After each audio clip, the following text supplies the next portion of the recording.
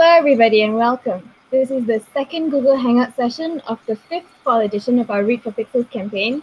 My name is Anusha Kandasivam. I'm your moderator for this session.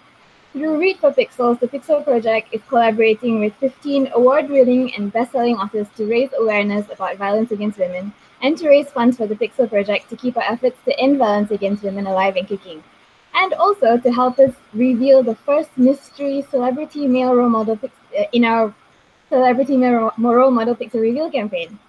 We'll be telling you more about the Read for Pixels fundraiser, which has a lot of exclusive author goodies a little later in the session. But meanwhile, if you want to find out about the Pixel Project, you can visit thepixelproject.net. Okay, so today for this session, we have a very special guest. We have a live discussion and Q&A session with fabulous fantasy author Juliet E. McKenna. Now, Juliet has always loved history, myth, and other worlds. She's the author of 15 epic fantasy novels, starting with The Thief's Gamble. She also writes diverse shorter fiction, reviews science fiction fantasy, and teaches creative writing. Her most recent publication is The Green Man's Heir, which is a modern fantasy rooted in British folklore. Juliet is one of the authors who has very generously donated book bundles. She's donated 3 book bundles to the stash of author goodies we have set up as perks for donors on our Read for Pixels Rally Up fundraising page. She has donated 1 set of the HADRUMAL CRISIS trilogy, 1 set of the Lascari Revolution trilogy, and 1 set of the Magic and Mystery book bundle, which features Juliet's latest book, The Green Man's Heir, as well as Shadow Histories of the River Kingdom. All of these books will be signed and personalized by Juliet, and she will send them to the donors anywhere in the world. So wherever you are in the world, you can donate and get your hands on it, and Juliet will sign and personalize and send it out to you. Please do give generously. All funds go towards the Pixel Project's work to help end violence against women. I will be telling you how you can get your hands on these goodies a little later in the session, but first we have the live discussion and Q&A session with Juliet E. McKenna. Now, if you're watching this on YouTube, you can participate by typing in your questions in the Q&A box, which is on the right-hand side of your screen. So we have a chat box moderator, Regina, who will relay the questions to me, and I will read them out loud to Juliet, and she will answer the questions for you. Okay, here we are. Here's Juliet. Hi, Juliet. Hello. Thank you so much for being with us today. Now, you're going to start with a reading, and I hear it's going to be a very interesting one. Yes, I'm going to be reading from Dangerous Waters, which is the first book of the HADRUMAL Crisis trilogy. And this is when we're introduced to a woman called Zeren, Lady Zeren. She's a noblewoman who has been widowed. And well, I will read a little bit about her, and then we'll discuss why I think her character relates to this whole discussion. Lady Zeren Minilas strode through the door to her private chamber without the courtesy of the most perfunctory knock. I have business in Relchaz that may occupy me to the turn of the season. While I am away, you will obey Master Starry's words as my own. His casual gesture indicated the smirking man at his side. Of course. Zeren pulled her thread to her embroidery, careful not to let it tangle. This was an unlooked-for respite. He would cherish every day without Minilas's loathsome presence, except that his return would be all the harder to bear. Stabbing the linen to wish that the fine needle skewered the vile man's eye. Have any letters come for me? She asked, offhand. On the far side of the table, both her daughters looked up hopefully from their own sewing. Zeren's sharp glance warned them to stay silent. She hid her relief as they both obediently returned to their own needlework. No, my lady, alas. Minilas's regret was as insincere as always. Zeren set another methodical stitch in the cloth. Still no letters, not since the end of summer, and she'd only be given those with their seals already broken, every word doubtless already read. No letters, and so no news of anything beyond the manor house's enclosing wall. The cities of Trebin and Firle could have burned to the ground. Kevil could have been washed away by the sea, and she would know nothing of it. Come to that, the village beyond the brook, where the Halfran, the mean labourers, and the manor's servants lived, could have burned to the ground. She wouldn't know about it unless she smelled smoke on somebody's clothes. Minalas had forbidden her to go beyond the gatehouse, after learning that she'd asked one of her husband's pensioned-off troopers to carry a letter to her sister. She still didn't know what that poor man's fate had been. Master Starrid will bring you any correspondence in my absence, Minalas continued briskly. Indeed. Zoren didn't believe that for an instant. Minalas wouldn't risk her writing some reply with an appeal hidden amid her words. He had dictated every syllable from her pen in reply to those summer letters. She refused to despair.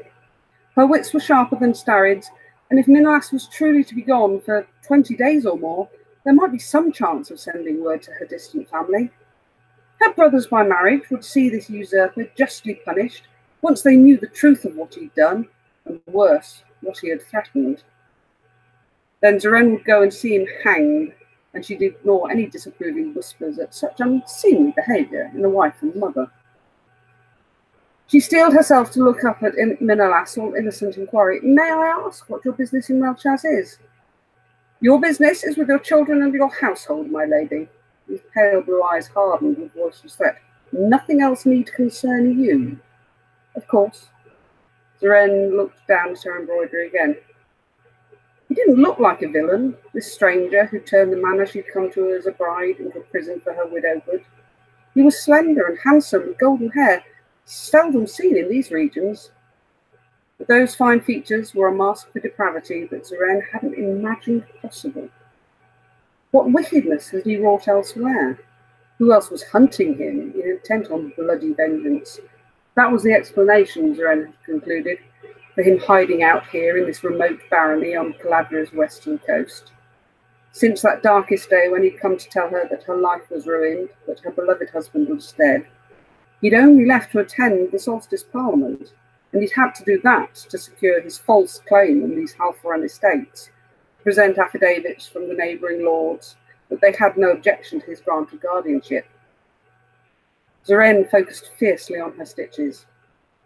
Halfran had been the truest love of her life, save only for their daughters. He had sworn to protect and to cherish her when they wed, and she had never had cause to doubt him. In every crisis, she had turned to him. Whatever challenges arose, he met them.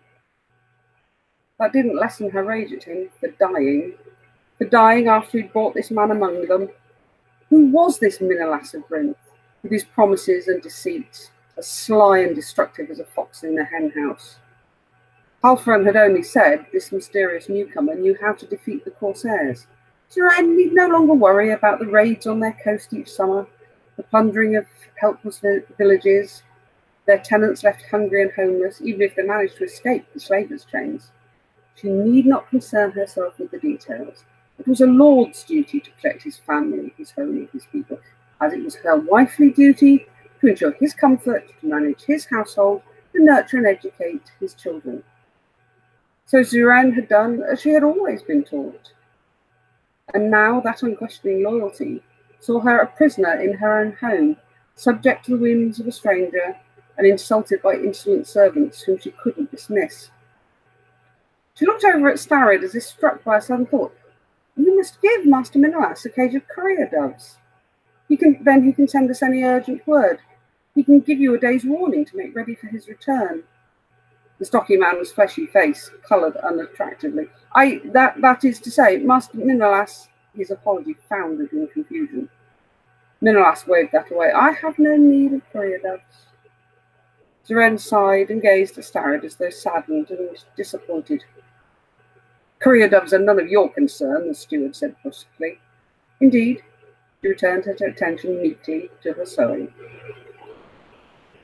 Looking up through her eyelashes, she saw Starrid was looking uneasily after Minalas as the blonde man prowled the room, picking up music from the clavichord, closing the marquetry lid on its honeywood and ebony keys. Now he was rearranging the dried flowers on the mantelshelf. He did this every time he came, uninvited, to her apartments, to underline his mastery of every aspect of her life. How did Starrett stifle his conscience, knowing he betrayed his dead lord so foully? After all the chances that Halfdan had given him to make good on his persistent failures, inability to manage the courier birds was merely one of the man's inadequacies. Was he worrying now lest Master Minlas proved less merciful? Duren contemplated her embroidery. If she sought to remind Starrett of his guilt, she didn't spare herself. She bore her own share of blame. She hadn't thought to question Minlas on that first appalling day when he brought her husband's body home. Racked with weeping, she couldn't compose a single rational thought. Even after all this time, she couldn't comprehend the disaster that had befallen them. Halfdan had ridden out such a short time before, with a full troop of his household guards, well armed and armoured. Whenever the manor gates had opened, all that day and the next, she expected to see him ride in, anxious to explain away this foolish misunderstanding. But the sun had set and risen again, and still he didn't come. Finally, Duren had struggled to explain his absence to their daughters.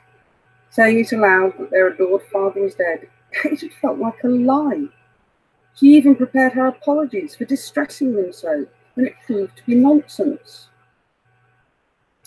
But it was very far from nonsense when his body was on the funeral pyre outside the manor's wall by the brook, with the widows and orphans of the dead troopers lamenting beside her, even those who had no body to burn. At least Duren could hope for the consolation of Sidrun's mercy, as the greatest of the gods opened the door to the other world, to allow her beloved husband rebirth in that unknown realm.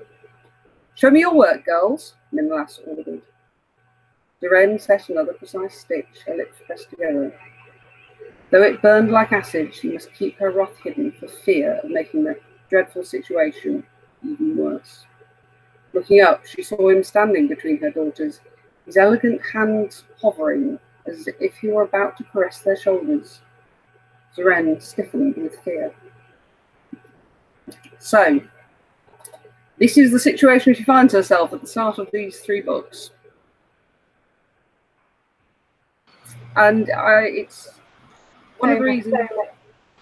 Sorry, go on. One of the reasons that I chose that passage to read of all of the many books I've written is when I was thinking about this campaign and the issue of violence against women.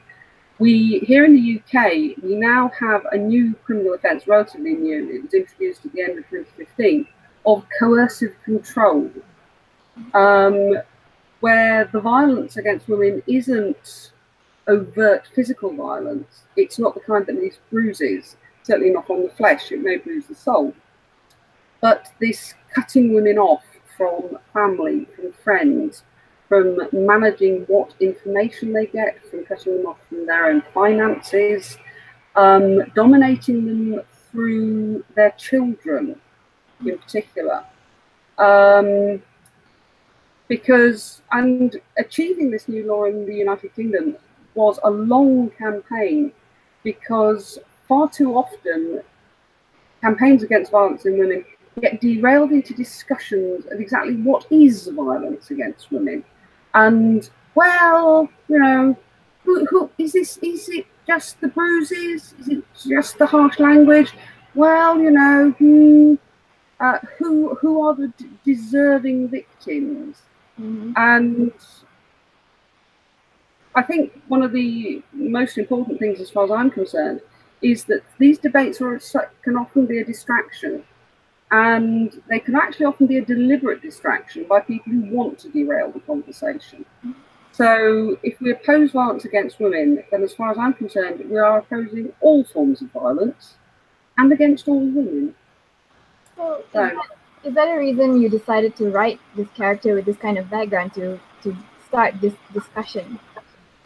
Yes, I've portrayed a great range of women throughout my books, who are competent in a wide variety of roles. We have mage women, we have female mercenary soldiers, we have female merchants, we have female rulers, who are not necessarily always nice women, but they're very good at what they do. And they are respected by the male characters for their competence, for their their ability to manage a situation, because I've always felt that it's very important to portray an interesting range of strong, competent characters, some of whom are men, some of whom are women, and all of whom are accorded the respect that their talents and abilities earn them. And the other main female character in this particular series is a female wizard, a mage woman, who is supremely competent and good at what she does. But I also thought, let's have a look at people who aren't competent. And let's think about, not because they're stupid, not because they're inadequate, but because they haven't actually been equipped with the skills, the information, the education, the self-confidence that they need to deal with the situation they find themselves in. And so, yes, so that's, I wanted to look at how somebody who hasn't been trained to take on a central role in an epic fantasy adventure, how that person will cope when they find themselves in the middle of it. And her counterpart in this series is Karain, who is the guy actually on the front cover. I can get the shine off that. And he spends 3 books trying to be the hero. And actually, because he has a very limited set of skills as well, because the flip side of Zoren's upbringing, which is that she's going to be loved and nurtured and just to deal with the household and the family, and she should leave all of the difficult and dangerous stuff to the men. The flip side of that is a man like Karain has been given a very limited set of tools to deal with crises as well. He has always been taught to meet violence with violence, to go out and be the manly man swinging his sword and shield, and attempting to solve problems basically by attacking them head on. And as the books unfold, it becomes apparent that he's as ill-equipped to deal with the situation as she is. That's very interesting. I wonder, how is Zoren? How do people take the character of Zoren? Do people understand what she's going through, or do you have people? Were you ever nervous about how she would be received? That's been very, very interesting. I think she is one of the 2 characters in all of the 15 novels that I've written in that world who has divided opinion most sharply. And I was quite surprised how unsympathetic quite a few women have been to her as a character. They want to see her being stronger. They want to see her being more assertive. And not all women readers, but enough have got in touch with me to say that they found her very frustrating because she's so ill-equipped to suddenly take charge of her own destiny. And I suppose that says quite a lot about what we look for in our fantasy reading. That certainly some readers, the escapism they're looking for, they want to see strong, powerful women asserting themselves.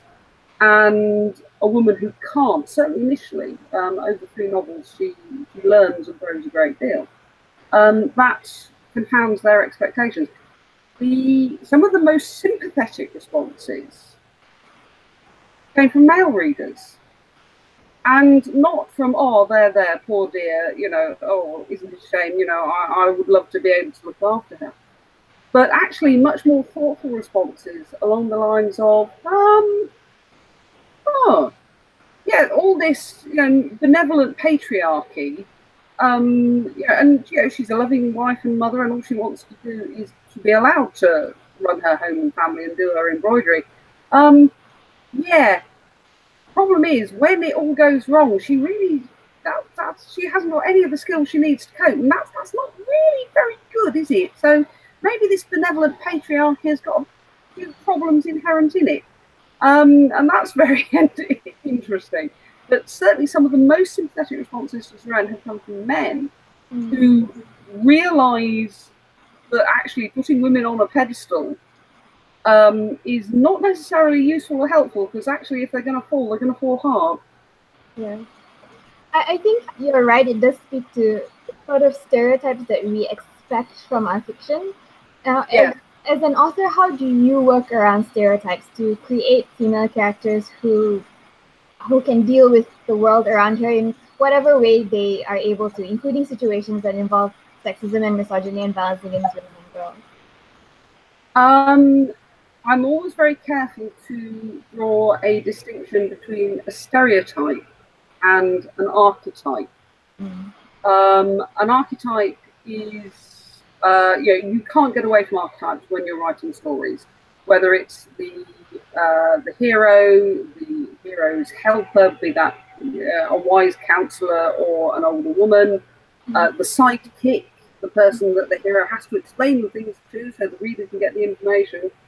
But if that's all they are, if that is all, their only purpose, and they are a one-dimensional character only there to serve the story, then you get a stereotype. What you need to do is to make these people fully rounded, three-dimensional, living, breathing human beings. And to give them things that they want, things that they fear, their own ambitions and desires, which may not actually necessarily feed into the story or even influence the story particularly. But it is very, very easy, frighteningly so, to slip into learned patterns of behaviour. To realise that all of your main characters are primarily male. And then you look at that and you think, actually, there's no good reason. You have to continually self-check. There is, if you've got a cast of half a dozen characters serving various functions within the book, you need to look at them and say, actually, well, yes, there's a reason why that character needs to be male, and there's a reason why that character needs to be female. Actually, the others, no. A physician, somebody who comes on for 3 pages to further the plot. There are very few instances where the gender of those particular characters is essential or predetermined. And so going through a story and making sure that you have a spread of a diverse cast of characters, both in terms of gender and race and ethnicity, skin tone, it's very easy not to do it. But actually, once you get into the habit of doing it, it does become second nature. Good. Speaking of a diverse cast of female characters, do you ever feel pressured by gender and cultural stereotypes to make your female characters more likable or relatable? Do you ever get any flack for not making them likable enough? Oh, yes. But what I've discovered over, because Thief Gamble, my very first novel, came out very nearly 20 years ago. It was published in January 1999. So we're coming up on Thief's 20th anniversary. And back in the day, and this was in the infancy of the internet, I came across in the same week 2 online reviews about the central character for that book, who is a female. She's a professional gambler. She's a part-time thief. She's an independent, strong-minded woman who relies on a network of friends rather than family and lives her own life. And her life is not determined by her relationship to any one man. And within the same week, I came across 2 reviews of the book, and they hated it because they didn't like her at all. And one was saying that, I was clearly this ball-busting, man-hating, feminist harridan. And the other one was saying that I was this betrayer of the sisterhood and enabler of the patriarchy. And, disgraceful, this could have been such a wonderfully feminist book. And I read both of those pieces and thought, you know what? That says so much more about whoever is on the other side of that screen writing those reviews than it says about the book. And I think it's important that just as you have a diverse range of characters who are likable, heroic, and relatable, you need to have a diverse cast of characters who are the bad guys, who are vicious and selfish or arrogant or dangerous. And again, there are as many women in my villains and unlikable characters as there are men.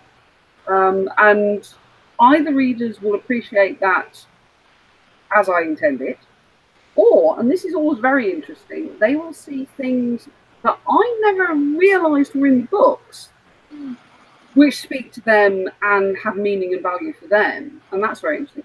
Or it simply won't work for them, and that's always a shame. But I've learned over the years that I can only write the best book I can in hopes that I will please most of the people most of the time. Because not every book I read works for me. Yeah. And that's not the author's fault. It's whatever I'm bringing to it as a reader means that it just doesn't gel. Well, you know, that's the way life goes.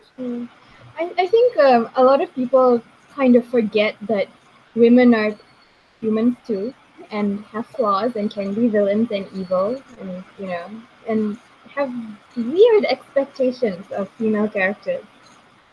One of the best pieces of writing advice I ever got, and again, this is going back more than 20 years, when I was writing Thief's Gamble. There's a character in it called Shiv, and he's a wizard, and he just so happens to be gay. And he just so happens to be gay so that our heroine and he will not have a romance. Because one of the friendship, many readers and reviewers over the past 20 years have identified friendship as a recurrent and very important theme in my books. And certainly it was important to me. These two characters become friends, they learn to respect each other, they learn to work together without any romantic complication. And the easiest way of making that happen was for him to be gay. So, and then of course I thought, okay, how do I write this without really irritating or amusing, and not in a good way, my gay and lesbian friends? So I have the great good fortune to know the crime writer, Val McDermid. And I was talking to her and I said, you know, how do I get this right, Val? And she said, make no more of his sexuality than you would of any of your other characters, any straight character sexuality. And of course, once she said that, it's so obvious. And as I've written, I've extended that to pretty much every character I write. That in what is important about the characters in their relationships and how they serve the story, actually, whether they are male or female and what their orientation might be, comes way down the list of actually what's important or significant. And so far it seems to be working. Yeah, I think that's a pretty good approach. Okay, so I have a sort of a long question here, so bear with me. In an article that you wrote, I think it was on Bad Reputation some time ago, you said that when writing stories about effective and convincing women, the historical context of women should be considered. So you said the representation of women in fantasy must still include women leading circumscribed subordinate lives to remind us who are reading that male and female, why our grandmothers and mothers and aunts campaigned for the vote and marched for equal rights and all of that. It's to remind us that women's lives today are. It's to remind us that what women's lives are like today is so much of the world where human rights are curtailed by culture and poverty. So, do you think then that writing a world where there is no gender divide, where women and men are equal from the get-go, an ideally equal world would not be as effective in portraying an idea that equality is possible than writing a world where there is a huge gender divide? It's tricky. as I'm in my 50s and I've been an active feminist for 40 years, and I've had conversations with much younger women, which was, but why haven't you lot solved all this? When we come back to sexist representations in culture, or issues of the gender pay gap, or issues around violence in women, because we have been working against this stuff for 100 years and more. My great aunts who were born in the 1900s marched with the suffragettes. Toxic masculinity is incredibly pervasive, and incredibly persistent. It's like some weed in the garden. Every time you think you've dug it all up and got rid of it, and you think, oh, right, okay, time to sit down, under the umbrella, have a nice cool drink. And several weeks later, you're in the garden and you think, hang on a minute, I can see those little green shoots just creeping up again. So on that score, I think, to paraphrase who might have been Benjamin Franklin, eternal vigilance is the price of equality, and I think it's important to have that reflected in fiction. One of the very interesting things I'm working on at the moment is a world that I'm creating, the River Kingdom novels. I have accidentally created a fantasy realm where the patriarchy is not entrenched, because it's a world with a sun goddess and a moon god. And the sun goddess and her priestesses control banking. They control an awful lot of the legal system. And it was just something that grew as I wrote these very short stories.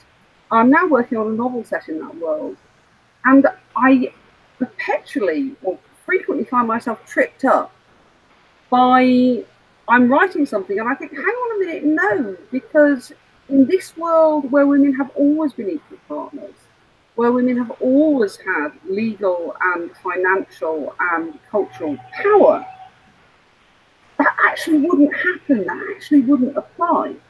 And so actually, that's something I'm actually working on at the moment, is seeing how you can write a convincing secondary imaginary fantasy world without the historic legacy of the cultural patriarchy that, in all of our cultures, is so deeply ingrained that we're almost as unaware of it as fish are of water. When you start writing something that is completely different, yes, it's quite interesting to do. Yeah.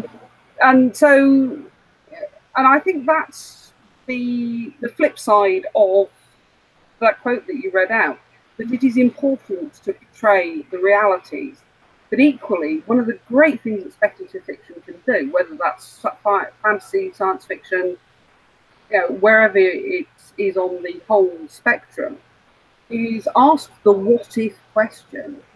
And so on the one hand, we're saying, okay, let's not forget this stuff, but what if it had never existed? Maybe that'll give us something to aim for. That would be an interesting study, and it'd be interesting to see how people receive that as well. I'm really looking forward to that. Yes, it's not a book I could have written 20 years ago, because as a writer I didn't have the skills. And also 20 years ago, science fiction fantasy as a genre was simply not ready for it. But so much has changed, and so many things have changed with greater diversity in writing and representation, that yes, I think that's an idea that will be workable now, whereas it wouldn't have been probably even 5 years ago. Yeah. Do you think though that some fantasy writers do get stuck in the same tropes when it comes to portraying especially female characters and equality? I do, and it is very easy to do, particularly if you don't keep current with historical research. because this is one of the recurrent and eternal bugbears of people justifying fantasy worlds where women get to do nothing at all. But you know, it's historically accurate. Well, actually, A, no, it isn't, and B, got a world with dragons in. So, you know, you can stretch the boundaries here a little bit, maybe. Because one of the things that, you know, the history that I learned at school, secondary school, you know, 40 years ago, so much new research has been done now that women are academics. I mean, one of my particular areas of interest is the ancient world, because my degree was in classics. And the preconceptions of academics writing in the 60s and 70s, they assumed that women were subservient. Therefore, all of the evidence they saw confirmed it as far as they were concerned. Mm-hmm. But when, for example, the Olympics was held in Athens and all of the new facilities were being built and, you know, metro was being extended and all the rest of it, huge amounts of archaeology went on that brought huge amounts of new evidence, because it was always reckoned, you know, women had no independent economic activity. And then they kept finding these tombstones, you know, dedicated by the sons of Mrs. So-and-so, the wool merchant, Mrs. So-and-so, the grocery merchant, Mrs. So-and-so, the highly successful tradeswoman in whatever. And people think, yes, but she was clearly the exception. And this next one, she was an exception as well. And how about these other 10? Because you can only go so far before you realise, yeah, actually, no, these women weren't exceptional, but their stories have never been told. Mm-hmm. And also the idea that women were repressed because that was the dread hand of the patriarchy. When you've got things like experimental archaeology going on, and you've got academics saying, okay, women did all the spinning and weaving. We start with a sheep's fleece, and we want a dress. How long does that actually take to comb the wool and card the wool and spin the wool and dye the wool and weave the cloth and treat the cloth and sew the cloth and all the rest of it? And once a few people had started doing those sorts of experiments, and not just with weaving, yeah, actually the reason that women spent most of their time inside the house was not because they were being kept under the thumb. Actually, they were just too busy to do other things. So all sorts of new and interesting perspectives on the relative roles of men and women historically through different cultures and different places and different centuries. If as a writer you're relying on what you were taught at secondary school 30 years ago, you're likely to have a problem. Mm. Well, okay, that's a point, but then we've all learned this history, and this is all in all our heads. What do you think can or should be done to make readers more welcoming to new forms of fantasy stories where women play these different kinds of characters?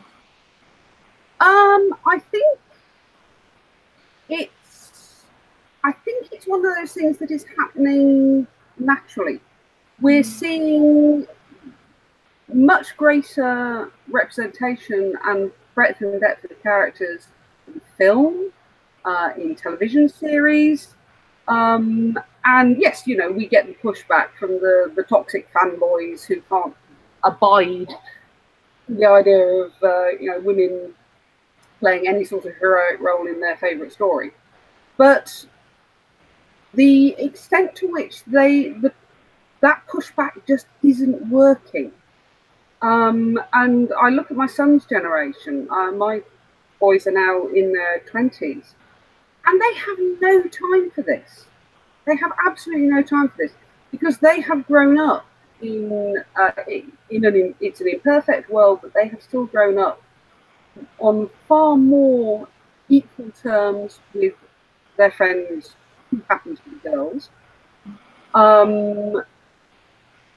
They have learnt they have seen sufficient portrayals of strong, competent women on film, on TV, in books, and in their daily lives, because, you know, most women work, most women have a far greater degree of economic independence and a role in society, certainly here in the UK, than was the case when I was a child. And so they have far less trouble accepting that in fiction than, say, somebody in their late 50s who has, even by those standards, very old-fashioned expectations. I think really we can only continue to put it out there, and the evidence is that the readership is increasingly interested and accepting of these more nuanced stories.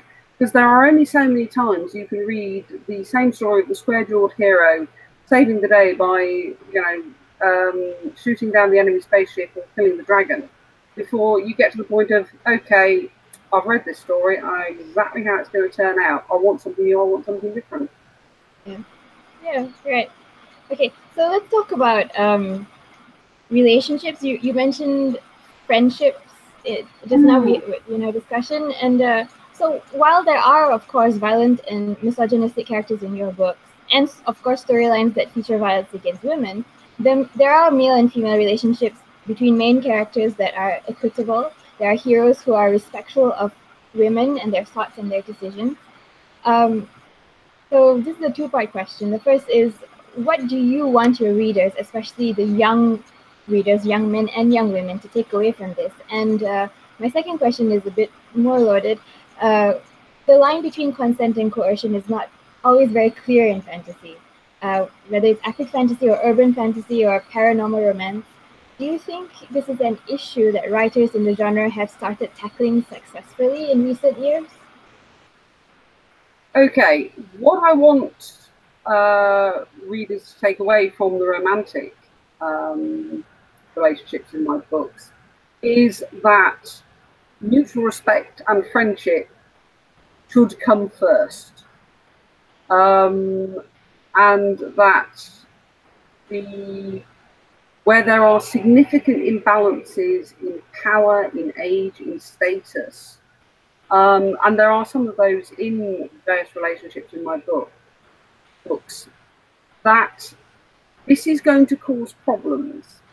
And I'm mostly inclined to just lay out those problems and let the readers see those for themselves.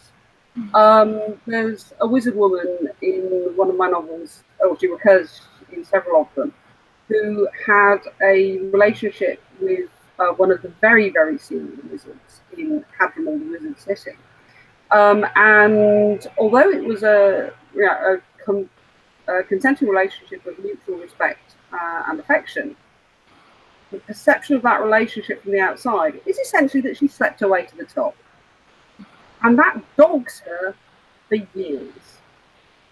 And so I'm not going to preach to readers, I'm not going to tell readers what to think, I'm not going to tell them how they should react, but I'm just going to lay that situation out for them and let them draw their own conclusions. And I do that with both the unsuccessful romantic relationships in my books, as well as the successful ones. I just lay out the situation, I lay out the problems and the challenges even for the successful relationships, whether that's distance or different priorities, and let the readers see that for themselves and take from that. I can't control what a reader takes from what I'm writing. What I can do is lay out a situation as honestly as I can and say, if you've got this situation, these are the sorts of problems that are going to arise.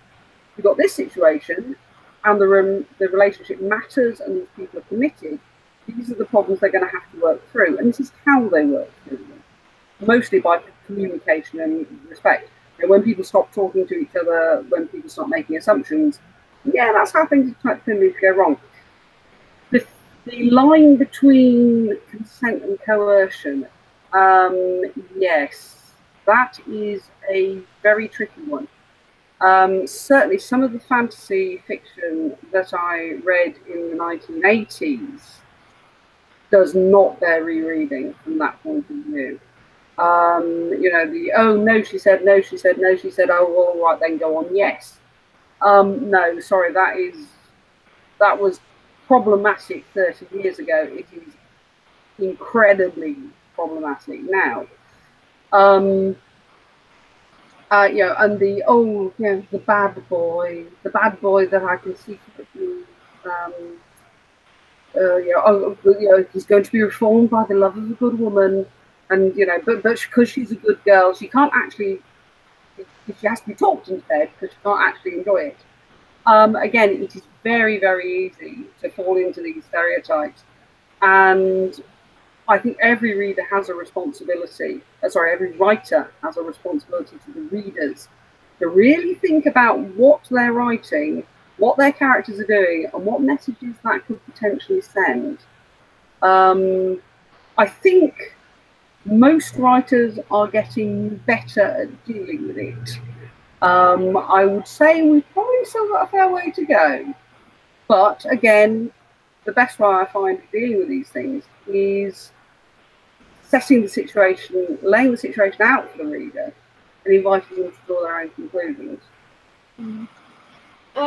How do you think that stories that explore the theme that women can be empowered people in their own right, and that men should respect women, how do you think this kind of stories can help stop violence against women? I think it's very important the way that women with agency and assert their own rights to opinions and choices. I think it's very important the way that these women are portrayed. When women fighting back started to become a thing in fantasy, and I mean, I'm going all the way back to the original Red Sonja and Robert E. Howard.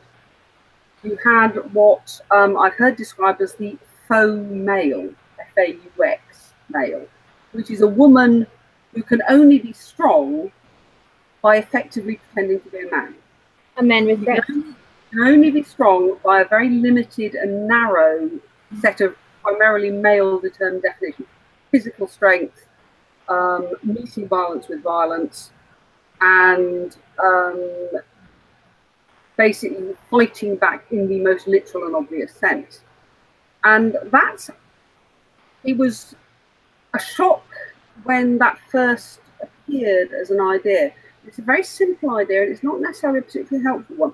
I'm a third dan black belt in Aikido, and I've been studying that for 35 years. And one of the things that I learned very early on and have refined my understanding of over 3.5 decades is that meeting violence with violence does not help. It does not help, and if you are a woman, it does not work. I'm 5'6", and if I'm meeting somebody who's 6'5" on the mat, there is quite simply no way that I'm going to punch him hard enough to win. I have all sorts of other ways to win. I avoid getting hit. I take his balance. And the bigger they are, the harder they really do fall. I find ways, on the Aikido mat, I find ways of denying a much bigger, much taller male opponent, denying him his physical strength. And I think this is why it's important that in our female characters, we see women using their intelligence, we see women using their allies, we see women using many other ways of asserting themselves and taking control of their own destiny, rather than simply picking up a sword and inventing feminism, because that's just unconvincing. Yeah. Okay. That's a good answer. Okay, let's talk about geek culture. So geek culture in general, which includes science fiction and fantasy, has had its share of critics saying that it's still too male-dominated, despite there being a rising number of prominent, well-respected, and well-known female authors, and authors such as yourself, who have been around for a while. Plus, there are still plenty of hostile, misogynist, and sexist behavior by male geeks towards female geeks. What do you think needs to be done to make geek culture as a whole, whether it's comics or gaming or books or conventions, more welcoming for women and girls? I think we need to be aware that a lot of noise from unpleasant people does not necessarily mean there are a lot of unpleasant people. A small group of people with outdated and objectionable, offensive attitudes they can make an awful lot of noise without necessarily there being that many of them. And I think it's always important to keep these things in perspective. But yes, a noisy, unpleasant minority can make an event unpleasant for everybody. Codes of conduct at conventions, whether it's a small local science fiction convention or a big event like a Comic-Con, those are absolutely essential. They need to be clear, they need to be enforced. Because once word gets around that obnoxious behaviour will not be tolerated and it will have consequences, that word gets around and that lesson is learned. Panel parity, I think, is absolutely vital. We still have a big problem with unequal representation of women and minorities, be they racial, gender, or any other, in terms of review coverage, in terms of people on best of lists, in terms of online presence. And so, and one of the biggest ways to tackle that is panel parity. There is quite simply no excuse for lining up 4 middle-aged white men to talk about diversity in epic fantasy fiction when there are so many other writers. There's an episode of Brooklyn Nine-Nine where they have that as a joke on TV, and I just laughed myself silly. So conscious effort needs to be made by all event organisers, and we are. The other thing is as well that the likes of me standing up and banging the table and saying, you know, this is not acceptable, is all very well, but you know, I'm a noisy, shouty woman. What we need as well are the big name male writers saying, no, I will not participate in this event if it is only middle-aged white male writers. The big name male writers who have an audience, who have a following, making it absolutely crystal clear beyond any possibility of confusion to their followers that misogyny and bigotry of whatever stripe is simply not acceptable. And we're extremely fortunate that we have very high profile people working in geek culture, be it Mark Hamill, Neil Gaiman, John Scalzi. I mean, I could reel off a whole list of names who really do put the time and the effort in to doing that. We can't ever be complacent, and we can't ever just sort of say, oh, phew, well, we've got that one solved, because those weeds keep coming back. But yeah, I think we need to be careful not to give the toxic fanboys too much attention, because that's basically what they're leaping up and down the screening for. And again, you know, as having raised 2 children, you know that if you've got a toddler throwing a tantrum, no, you don't reward the tantrum with attention. You solve whatever the issue is, and then you make it quite clear you expect them to behave. Yeah. Well, speaking of teaching your children, you're a parent. You mentioned your sons just now, and parents are usually the most influential role models in a child's life, in a person's life. What do you think parents can do to help prevent violence against women and girls in future generations, and to get boys involved in helping to do that?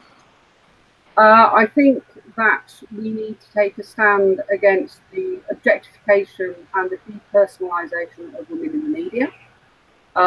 Be that you know, the normalisation of body shaming and slut shaming, and we can't stop it happening. We can't stop the tabloids putting up photos of women in bikinis and saying, "Oh, isn't she fat?"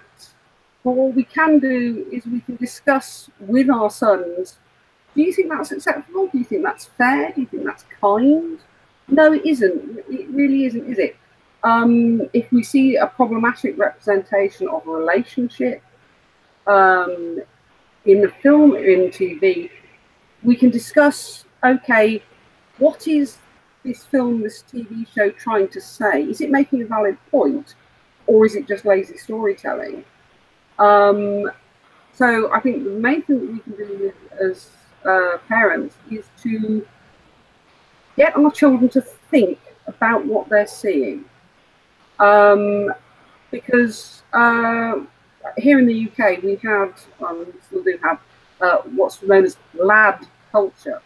And some years ago, there were magazines which, there was one called Nuts and one called Zoo, and I don't know what the other titles were. And these were really misogynistic, but haha, let's all do it as a jokey bit of fun. And those magazines folded, they went bust. Because as people discussed what they were doing, and as the tide turned against that as acceptable behaviour, acceptable portrayal of women, yeah, their sales fell off a cliff. So yeah, as parents, we need to be aware of what our children are seeing, what they are viewing, what they are reading, not in the sense of censoring it, because that's not going to help, frankly. But okay, let's talk about what you're seeing. Let's talk about what you're reading and what it means, not only to you, but to the people who are being objectified by whatever it is, be it a film or TV or a book. Communication solves so many problems. Yes, it does. Now, one of the reasons that gender violence against women exists is gender inequality. Do you think that there will ever be a time when there will be complete equality between the genders, and which means that there will be no more violence against a person just because she's a woman? I would like to think so, but I don't expect to see it, because we have a whole range of people. People can be very nice and people can be very nasty. And some people are going to be biased and prejudiced for no good reason. And that not good reason can be anything from gender to race to whatever. The best we can do is to work to eradicate economic inequality, inequality of opportunity, and to remove, if we can, as many of the tensions which cause frustration, which is going to find its outlet in anger, which is going to find its outlet in violence, that can then seize on gender, race, whatever, as an excuse. Okay. Now, believe it or not, we've been chatting for an hour.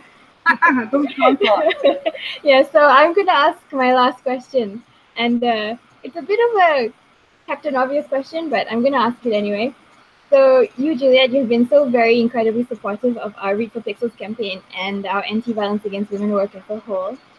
Can you tell us why do you support the cause to end violence against women, and what do you think authors such as yourself can do to help with the cultural change needed to eradicate violence against women and girls? I will always support campaigns to end violence against women, because I firmly believe in stopping violence against anybody. Women's rights are human rights. Society as a whole, the world that my sons grow up in, will be a better, healthier place if violence against women becomes completely and universally unacceptable. I want my sons to grow up in that world. What can we do as writers? We can present the toxic effects of toxic masculinity and show readers how it damages everybody. But also, on the one hand, we show that, and on the other hand, we show benefits of treating everybody, irrespective of where they may be on whatever spectrum you're looking at, be it gender, race, LGBTQI, whatever.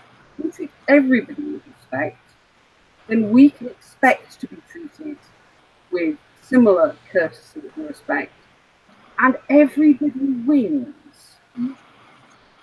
And that's what I try to do in my own work, and how I try to live my own life. All right. Well, Thank you so much, Juliet, for your amazing answers to our questions. And unfortunately, we didn't get anybody asking questions on the audience side, but there were a bunch of people listening very carefully. So now I am going to put myself on screen because I promised you guys that I would tell you how to get your hands on the stuff that Juliet has donated. So I'm going to tell you again what it is. As mentioned earlier, Juliet donated 3 book bundles to the stash of author goodies that we have set up as perks on our Rally Up page. They are one set of the HADRUMAL CRISIS trilogy, one set of the Lascari Revolution trilogy, and one Magic and Mystery book bundle, which features Juliet's latest book, The Green Man's Heir, as well as Shadow Histories of the River Kingdom. Now, all of these books will be signed and personalized by Juliet herself, and she will send them to donors anywhere in the world. Yeah, okay. And of course, we also have plenty more other author goodies available, including Brandon Sanderson, Peter V. Brett, Adrian Tchaikovsky, Karen Rose, Elliot de Bodard, Jacqueline Carey, and so much more. And we will be putting up goodies every week as the campaign gets underway. So please go and check them out and give generously to help us reach our fundraising goal. Okay, so I'm going to share a little slide with you guys so that you can see it. Here it is. So this is the link to our Rally Up page. It's is.gd/r4p Rally Up 2018. And I know Regina, our chat box moderator, has put the link in the chat box. So if you can't catch it here, you can go and just click on the link over there. Of course, if you want to find out more about Read for Pixels, you just go to is.gd/read4pixels. And if you want to find out more about violence against women in general, what you can do about it, what you can do to help end it, please do visit the Pixel Project's website, which is www.thepixelproject.net. And if you want to find out about our Celebrity Male Role Model Pixel Reveal campaign, please do visit reveal.thepixelproject.net. And you can find out how you can donate even more. Okay, so I think all that remains for me to do is to say thank you, everybody, for watching. And thank you so much, Juliet, for being with us again. It was a really great discussion. I'm sure you've given us a lot to think about. So thank you, everyone. And I'd say good evening, good morning, good night, wherever you are in the world. Bye.